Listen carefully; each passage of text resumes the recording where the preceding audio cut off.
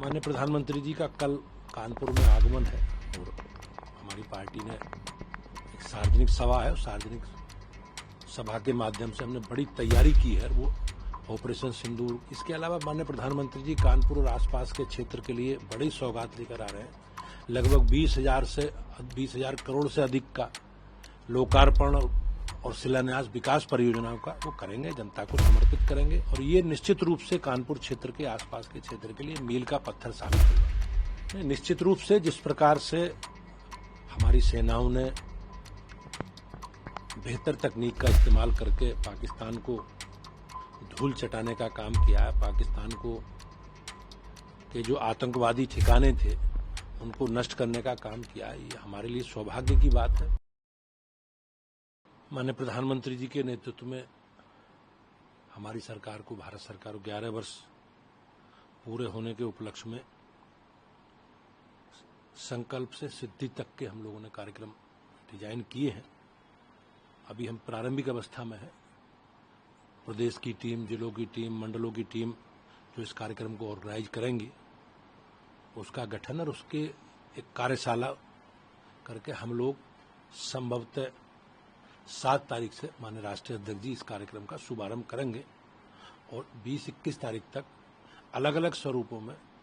सरकार के कामकाज का लेखा जोखा, पूरा रिपोर्ट कार्ड हम अलग अलग माध्यम से जनता के बीच में रखेंगे।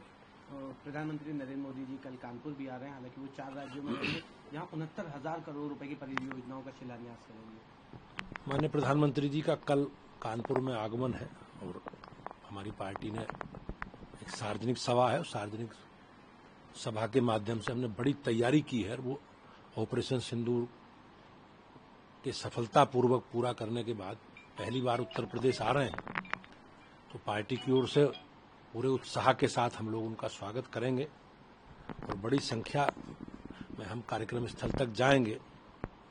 इसके अलावा माननीय प्रधानमंत्री जी कानपुर और आसपास के क्षेत्र के लिए बड़ी सौगात लेकर आ रहे हैं। लगभग 20,000 करोड़ से अधिक का लोकार्पण और शिलान्यास विकास परियोजनाओं का वो करेंगे, जनता को समर्पित करेंगे और ये निश्चित रूप से कानपुर क्षेत्र के आसपास के क्षेत्र के लिए मील का पत्थर साबित होगा। आपने ऑपरेशन सिंदूर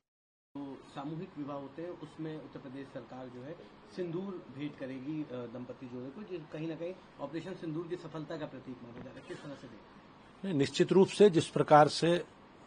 हमारी सेनाओं ने बेहतर तकनीक का इस्तेमाल करके पाकिस्तान को धूल चटाने का काम किया है, पाकिस्तान को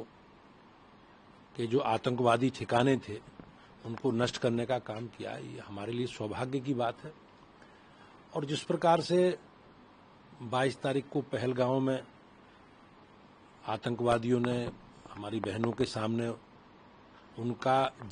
धार्मिक पहचान उजागर करके जिस प्रकार से नृशंस हत्याएं की, वो निश्चित रूप से हम सब लोगों को पीड़ा देने की स्थिति बनती है, हमारे लिए दुखद है। और हमारी सेनाओं ने माननीय प्रधानमंत्री जी के नेतृत्व में जिस प्रकार से पाकिस्तान परस्त आतंकवादियों के समूल नष्ट करके और एक संदेश दिया है,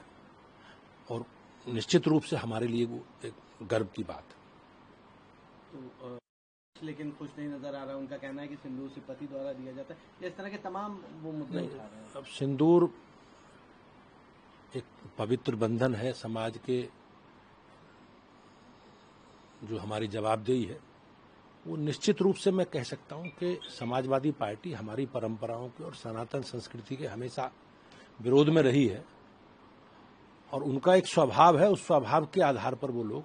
अपनी राजनीति का एजेंडा बढ़ा रहे हैं। उन्होंने हमेशा हमारी परंपरा को, हमारी विरासत को, संस्कृति को हमेशा लांछित करने का काम किया है और उत्तर प्रदेश और देश की जनता सब जानती है। आखिरी सवाल रहेगा सर, वो कह रहे हैं मंदिरों में जो ट्रस्ट बनाए जा रहे हैं कहीं ना कहीं भारतीय जनता पार्टी भ्रष्टाचार के लिए कर रही है। अब ट्रस्ट तो एक संवैधानिक व्यवस्था है और उस संवैधानिक व्यवस्था पर इस प्रकार से प्रश्न खड़ा करना, चूंकि वो एक समुदाय, एक संप्रदाय से संबंधित है, तो उनका जो इतिहास है वो हमेशा सनातन संस्कृति परंपराओं को कलंकित करने का है और अनेकों अवसरों पर उनके नेताओं के द्वारा जिस प्रकार के बयान आए हैं वो कहीं ना कहीं उनके जो मन के भाव हैं वो परिलक्षित होते हैं।